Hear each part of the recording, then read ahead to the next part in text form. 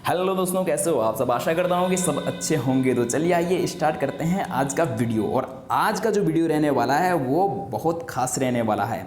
आज से करने जा रहे हैं हम एनसीईआरटी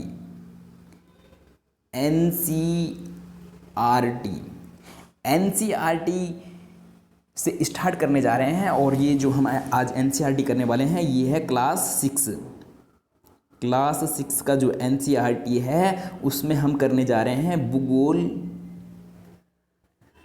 क्लास 6 की एनसीईआरटी की भूगोल में जो लेसन है वो है 1 से 8। और उन सभी प्रश्नों को आज हम इस वीडियो के माध्यम से करने वाले हैं, सॉल्व करने वाले हैं। और ये वीडियो यूटेट और सीटेट के लिए रामबाण रहने वाला है। तो चलिए दोस्तों स्टार्ट करते हैं आज के पहले प्रश्न से।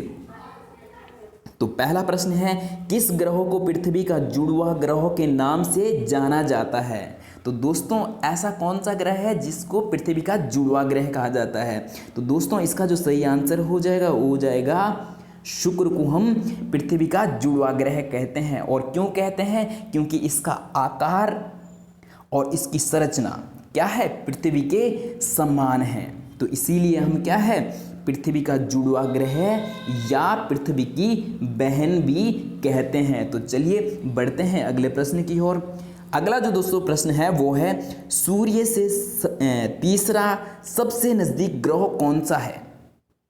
तो दोस्तों इसको हम जान लेते हैं। ये हो गया सूर्य, सूर्य के बाद है सबसे नज़दीक ग्रह सूर्य का कौन है, बुध है, बुध के बाद शुक्र है, शुक्र के बाद पृथ्वी है, और पृथ्वी के बाद मंगल है, मंगल के बाद बृहस्पति, बृहस्पति के बाद शनि, शनि के बाद अरुण, अरुण के बाद वरुण। तो तीसरा नंबर का कौन सा है सबसे नज़दीक, तीसरे नंबर का है आपका पृथ्वी। तो इसका सही आंसर हो जाएगा पृथ्वी। तो चलिए बढ़ते हैं अगले प्रश्न की ओर।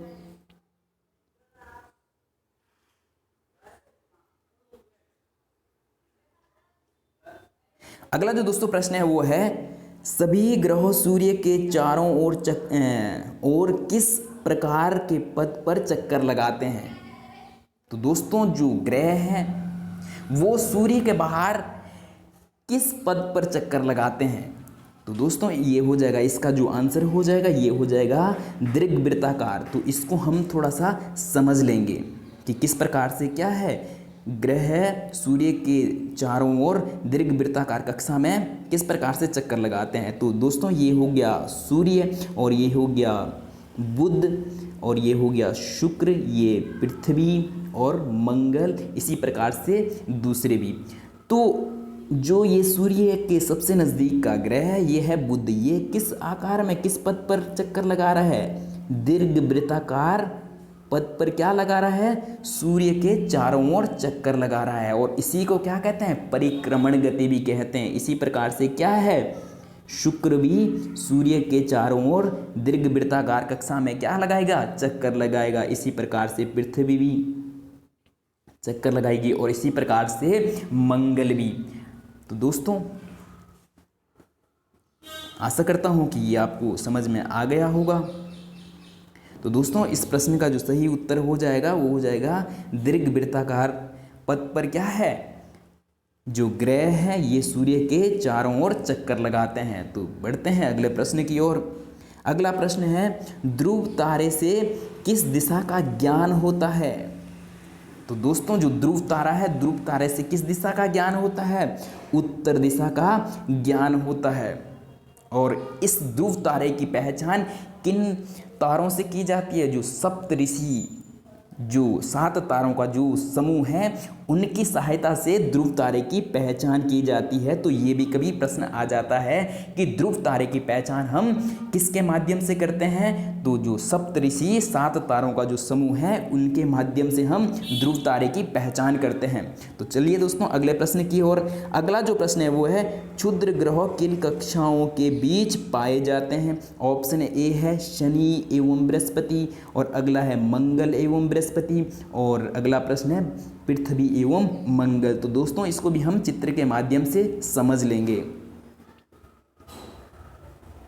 तो दोस्तों ये हो गया हमारा क्या, सूर्य, और सूर्य के बाद है बुध, बुध के बाद शुक्र और शुक्र के बाद कौन सा ग्रह है?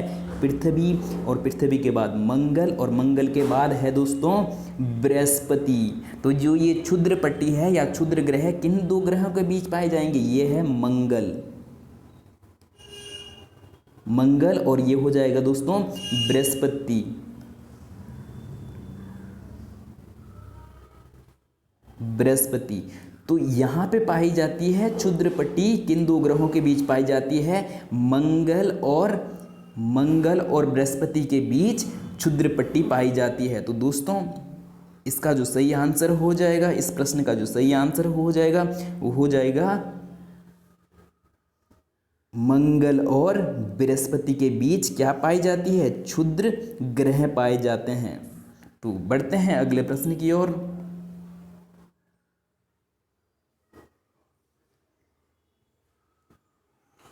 अगला जो दोस्तों प्रश्न है वो है प्रमुख यामोत्तर का मान है 90 डिग्री, 0 डिग्री, 60 डिग्री। तो जिस प्रकार दोस्तों पृथ्वी को दो बराबर भागों में या दो गोलार्धों में कौन बांटती है? भूमध्य रेखा 0 डिग्री। इसी प्रकार से क्या है, जो मुख्य यामोत्तर है वो क्या करता है? पृथ्वी को दो कौन से गोलार्ध? पूर्वी गोलार्ध और पश्चिमी गोलार्ध में बांटने का काम करती है। तो मुख्य यामोत्तर का जो मान होता है वो होता है दोस्तों कितना? 0 डिग्री देशांतर होता है ये। तो चलिए दोस्तों बढ़ते हैं अगले प्रश्न की ओर। और अगला जो प्रश्न है वो है शीत कटिबंधीय नज़दीक पाया जाता है ध्रुवों के, विषुववृत्त के और कर्क रेखा के। तो दोस्तों इसको भी हम चित्र के माध्यम से समझ लेंगे। तो ये हो जाएगा हमारा पृथ्वी, और पृथ्वी को दो बराबर भागों में बांटने का काम कौन करती है? भूमध्य रेखा। तो ये क्या हो जाएगी दोस्तों? भूमध्य रेखा। और इसी को क्या है? 0 डिग्री अक्षांश भी कहते हैं।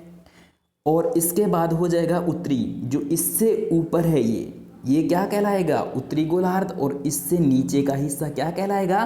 दक्षिणी गोलार्ध। तो उत्तरी गोलार्ध में जो 23.5 डिग्री ये रेखा है, इस रेखा को कहते हैं दोस्तों कर्क रेखा, कर्क रेखा। और इसी प्रकार से दक्षिण गोलार्ध में जो ये 23.5 डिग्री रेखा होगी ये हो जाएगी दोस्तों कौन सी? मकर रेखा, मकर रेखा। तो दोस्तों उसके बाद जो ये अगली रेखा है 66.5 डिग्री की रेखा है, ये है आर्कटिक रेखा। 66.5 डिग्री उत्तरी गोलार्ध में आर्कटिक रेखा, और उसके बाद दक्षिणी गोलार्ध में 66.5 डिग्री कौन सी हो जाएगी? अंटार्कटिक रेखा। तो 23.5 जो हमारी भूमध्य रेखा है, भूमध्य रेखा से 23.5 डिग्री उत्तरी गोलार्ध में और 23.5 डिग्री दक्षिणी गोलार्ध, ये बीच का जो क्षेत्र है ये कहलाता है उष्णकटिबंधीय क्षेत्र, उष्णकटिबंधीय क्षेत्र। और इसके बाद का जो ये उत्तरी गोलार्ध में कहाँ 23.5 से 66.5 डिग्री के बीच है, ये कहलाता है शीतोष्ण कटिबंधीय क्षेत्र। तो दोस्तों ये वाला कहलाता है शीतोष्ण कटिबंधीय क्षेत्र। और इसी प्रकार से दक्षिणी गोलार्ध में 23.5 से 66.5 ये भी क्या कहलाएगा? शीतोष्ण कटिबंधीय क्षेत्र। और उसके बाद जो ये वाला क्षेत्र आ रहा है ये कहलाता है शीत कटिबंधीय क्षेत्र, उत्तरी गोलार्ध में भी और दक्षिणी गोलार्ध में भी। तो हमें जो ऑप्शन में दे रखा है उत्तरी गोलार्ध या दक्षिणी गोलार्ध या कर्क रेखा। तो शीत कटिबंधीय क्षेत्र कहाँ, किन ध्रुवों के बीच है? तो शीत कटिबंधीय क्षेत्र दोस्तों उत्तरी और दक्षिणी ध्रुवों के मध्य है। तो दोस्तों अब देख लेते हैं प्रश्न को। तो प्रश्न में पूछा गया है हमारे, तो प्रश्न शायद ऊपर को है, नहीं, तो प्रश्न है दोस्तों, ये प्रश्न है शीत कटिबंधीय किसके नज़दीक पाया जाता है? तो दोस्तों हमने अभी ऊपर समझ लिया था। तो शीत कटिबंधीय क्षेत्र किनके मध्य पाया जाता है? ध्रुवों के मध्य पाया जाता है। और विषुवत रेखा के मध्य कौन सा? उष्ण कटिबंधीय क्षेत्र पाया जाता है। और कर्क रेखा विषुवत रेखा से और 23.5 से 66.5 के बीच शीतोष्ण कटिबंधीय क्षेत्र पाया जाता है। तो दोस्तों बढ़ते हैं अगले प्रश्न की ओर। अगला जो प्रश्न है वो है देशांतरों की कुल संख्या। तो दोस्तों देशांतरों की कुल संख्या कितनी होती है? 360, 180, 90। तो दोस्तों देशांतरों की कुल संख्या होती है 360 और 180 होती है। अक्षांश रेखाओं की संख्या कितनी होती है? 180 होती है। और इसी प्रकार से 90 क्या होती है? उत्तरी गोलार्ध में कितनी अक्षांश रेखाएं होंगी? 90। और इसी प्रकार से दक्षिणी गोलार्ध में भी कितनी अक्षांश रेखाएं होंगी? 90। तो चलिए दोस्तों बढ़ते हैं अगले प्रश्न की ओर।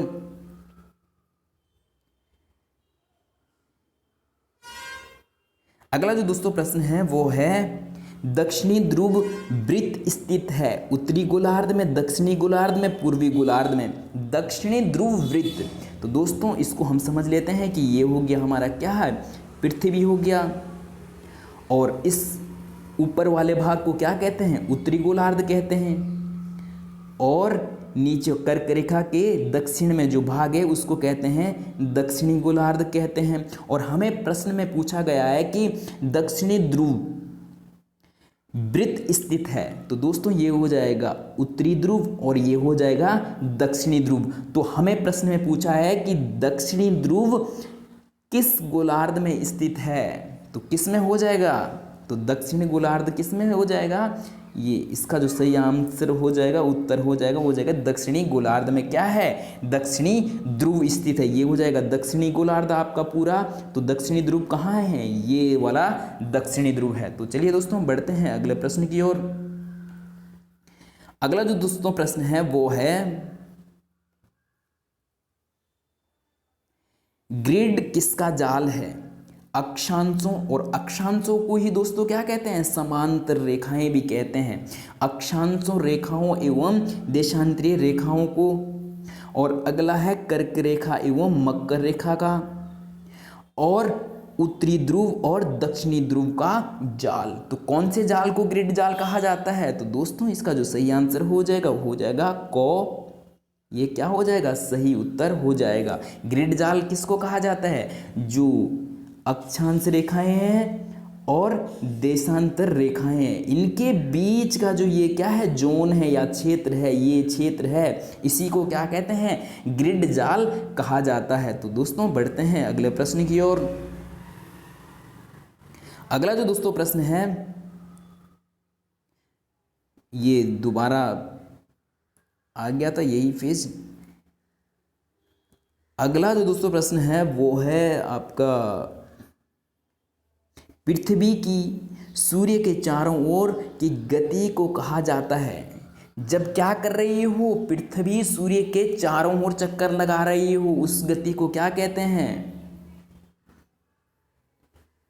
ऑप्शन ए है घूर्णन, बी है परिक्रमण और सी या गौम। मान लो इसे झुकाव।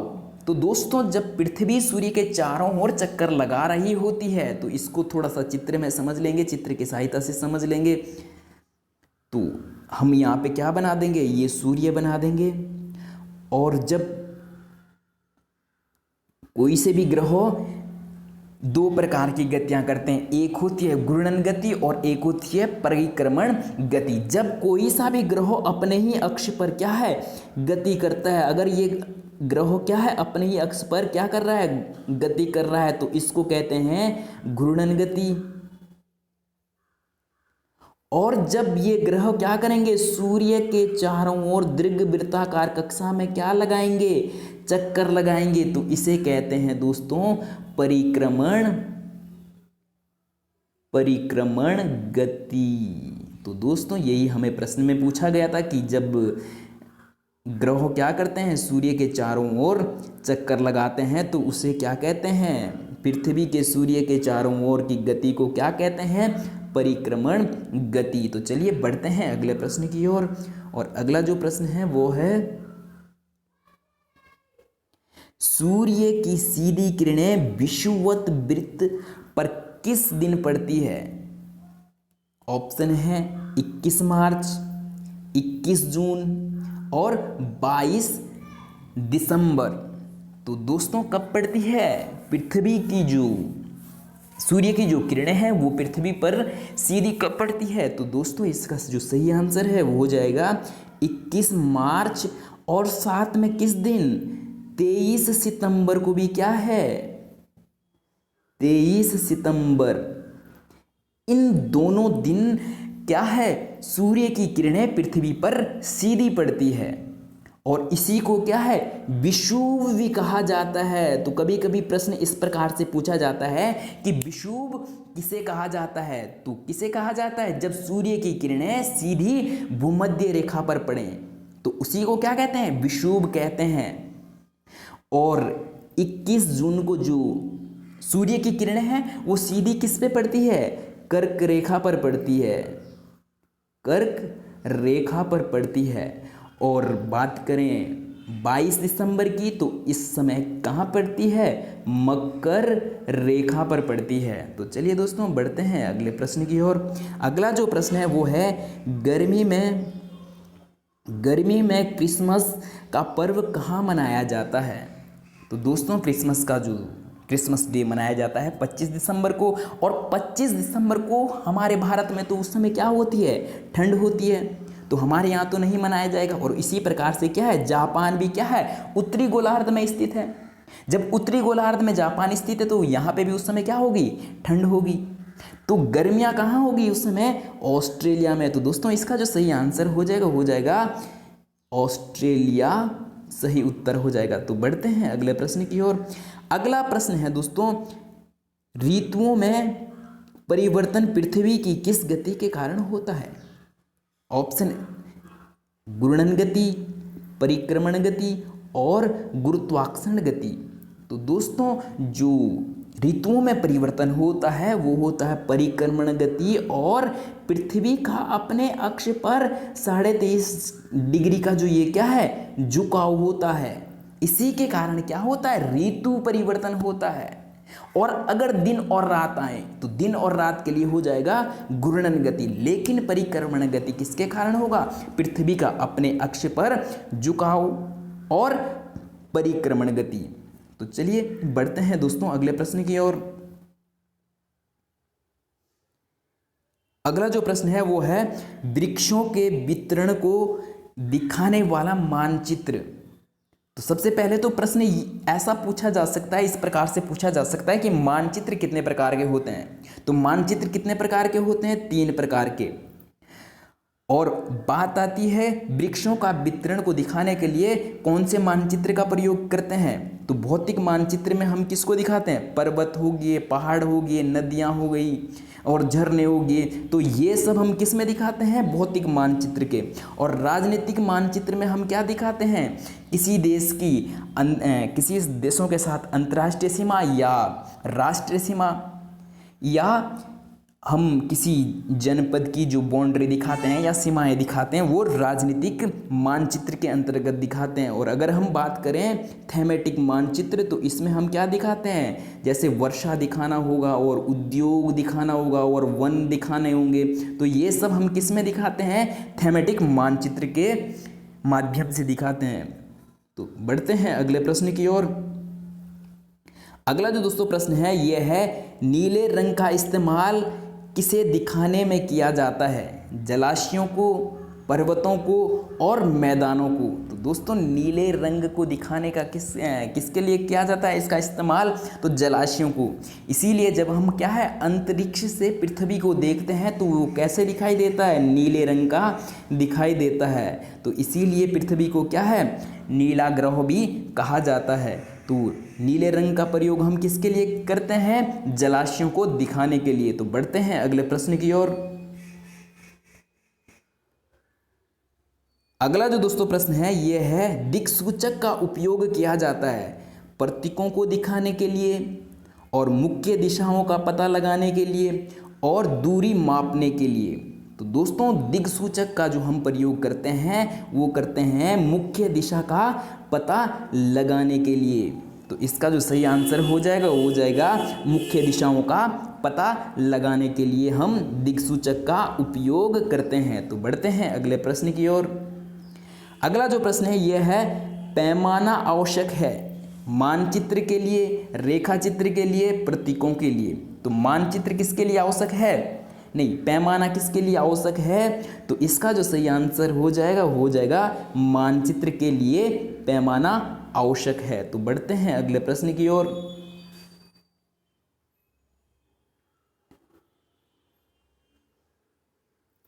अगला जो प्रश्न है ये है, कौन सी पर्वत श्रृंखला एशिया एवं यूरोप को अलग करती है? Andes, Himalaya, Ural.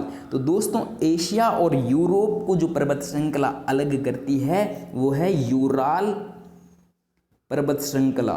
इसका सही आंसर हो जाएगा। और अगला प्रश्न है, उत्तर अमेरिका दक्षिण अमेरिका से कैसा जुड़ा है? स्थल संधि द्वारा, जल संधि द्वारा या नहर द्वारा?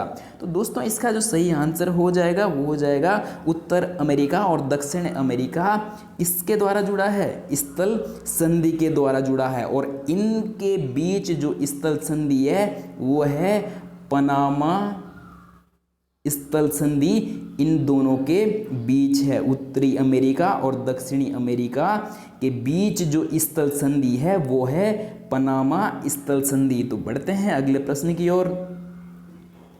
अगला जो दोस्तों प्रश्न है यह है, वायुमंडल में किस गैस का प्रतिशत सर्वाधिक है? ऑप्शन ए है नाइट्रोजन, बी है ऑक्सीजन और सी है कार्बन डाइऑक्साइड। तो इसका जो सही आंसर हो जाएगा नाइट्रोजन। नाइट्रोजन हमारे वायुमंडल में कितना प्रतिशत है? 78% और ऑक्सीजन 21%। और अगर हम बात करें कार्बन डाइऑक्साइड की तो ये हो जाएगा 0.03%। तो बढ़ते हैं अगले प्रश्न की ओर। अगला जो प्रश्न है ये है, तो प्रश्न अगला जो दोस्तों प्रश्न है वो है, पृथ्वी का कौन सा भाग ठोस चट्टानों का बना है? वायुमंडल, जलमंडल, स्थलमंडल। तो पृथ्वी का जो भाग है वो ठोस चट्टानों से मिलकर बना है, तो वो हो जाएगा क्या? स्थलमंडल इसका सही उत्तर हो जाएगा। अगला प्रश्न है, सबसे बड़ा महाद्वीप। तो दोस्तों महाद्वीपों की संख्या कितनी है? 7 है। और सबसे बड़ा महाद्वीप कौन सा हो जाएगा? एशिया महाद्वीप। तो हम 7 महाद्वीपों को जान लेते हैं कि 7 महाद्वीप कौन कौन से हैं। तो इसका सही आंसर हो जाएगा एशिया महाद्वीप। तो अब हम सातों के सातों महाद्वीपों को भी जान लेते हैं। तो सबसे बड़ा हो जाएगा एशिया महाद्वीप, और दूसरे पे हो जाएगा अफ्रीका महाद्वीप, और तीसरे पे हो जाएगा उत्तर अमेरिका,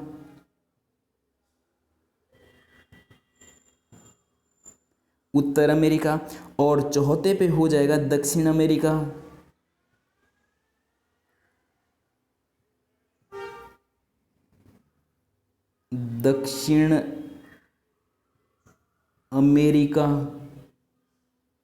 और पांचवें पे हो जाएगा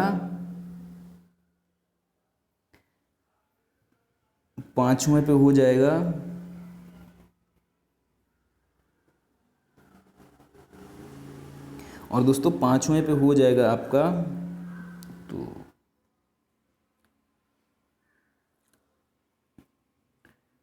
अंटार्कटिका,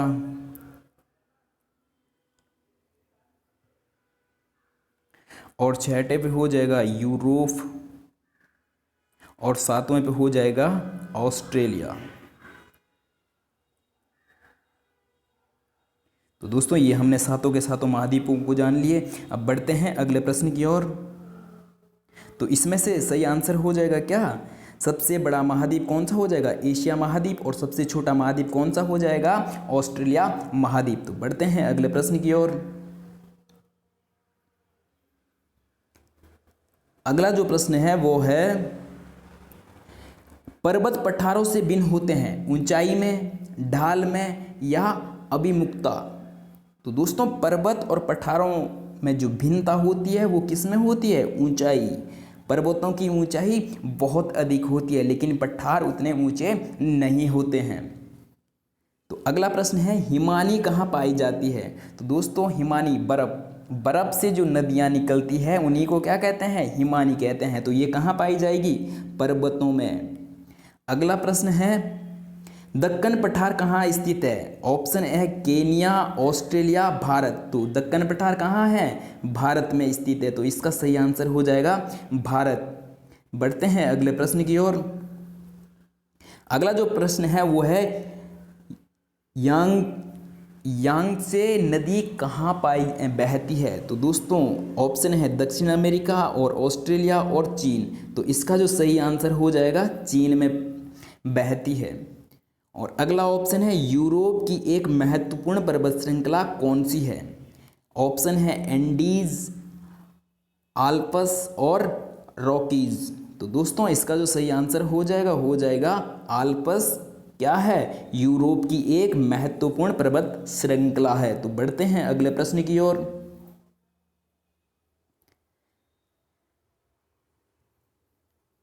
अगला जो प्रश्न है ये है हिमालय के सबसे दक्षिण भाग को क्या कहते हैं। तो हिमालय को क्या है, 3 भागों में बांटा गया है। तो उसका जो सबसे दक्षिणतम भाग है उसे कहते हैं शिवालिक। चलो बढ़ते हैं अगले प्रश्न की ओर। अगला प्रश्न है सह्याद्री को अन्य किस नाम से जाना जाता है। ऑप्शन है अरावली, पश्चिम घाट और हिमाद्री। तो इसका जो सही आंसर हो जाएगा पश्चिम घाट। सह्याद्री को अन्य किस नाम से जाना जाता है, पश्चिम घाट के नाम से। तो बढ़ते हैं अगले प्रश्न की ओर। अगला जो प्रश्न है वो है पाक जल संधि किन देशों के बीच स्थित है।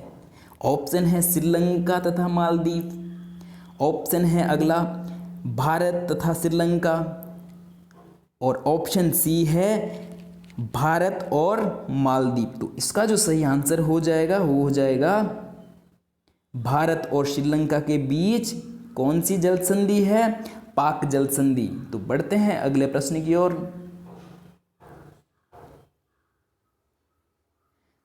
अगला जो प्रश्न है वो है अरब सागर में स्थित भारतीय द्वीप समूह कौन से हैं। अरब सागर में, तो अगर हम दक्षिण भारत की बात करें, मैप बनाएं तो इस प्रकार से बना सकते हैं। ये हो जाएगा गुजरात। तो अरब सागर भारत के जो पश्चिम में है उसको क्या कहते हैं, ये हो जाएगा अरब सागर। और पूरब में जो है ये कौन सी है, बंगाल की खाड़ी। तो लक्षद्वीप हो जाएगा आपका कहाँ, अरब सागर में। और अंडमान निकोबार द्वीप समूह हो जाएंगे कहाँ, बंगाल की खाड़ी में। तो इसका जो सही आंसर हो जाएगा कि अरब सागर में स्थित भारतीय द्वीप समूह कौन से हैं। तो इसका सही आंसर हो जाएगा लक्षद्वीप। और ये लक्षद्वीप कहाँ है, अरब सागर में। ये क्या हो जाएगा, अरब सागर हो जाएगा। और ये बंगाल की खाड़ी हो जाएगी। तो चलिए बढ़ते हैं अगले प्रश्न की ओर।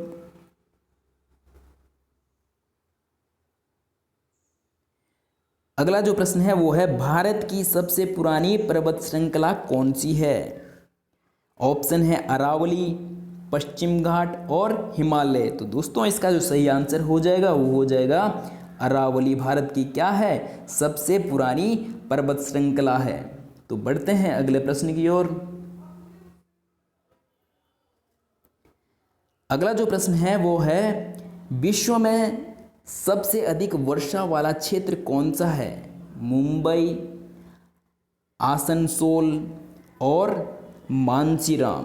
तो दोस्तों इसका जो सही आंसर हो जाएगा मानसीराम। ये किस राज्य में पड़ता है, मेघालय में। तो चलिए बढ़ते हैं अगले प्रश्न की ओर। अगला जो प्रश्न है वो है जंगली बकरी तथा हिम तेंदुए कहाँ पाए जाते हैं। ऑप्शन है हिमालय क्षेत्र में, और ख है प्रायद्वीपीय क्षेत्र में, गौ है गिर वन में। तो दोस्तों इसका जो सही आंसर हो जाएगा वो हो जाएगा ऑप्शन ख, हिमालय क्षेत्र में। तो बढ़ते हैं अगले प्रश्न की ओर। अगला जो प्रश्न है वो है दक्षिण पश्चिम मानसून के समय आर्द्र पवनें कहाँ बहती है। स्थल से समुद्र की ओर, और समुद्र से स्थल की ओर, और पठार से मैदान की ओर। तो दोस्तों इसका जो सही आंसर हो जाएगा वो हो जाएगा समुद्र से स्थल की ओर। तो सही आंसर हो जाएगा समुद्र से स्थल की ओर। तो बढ़ते हैं अगले प्रश्न की ओर।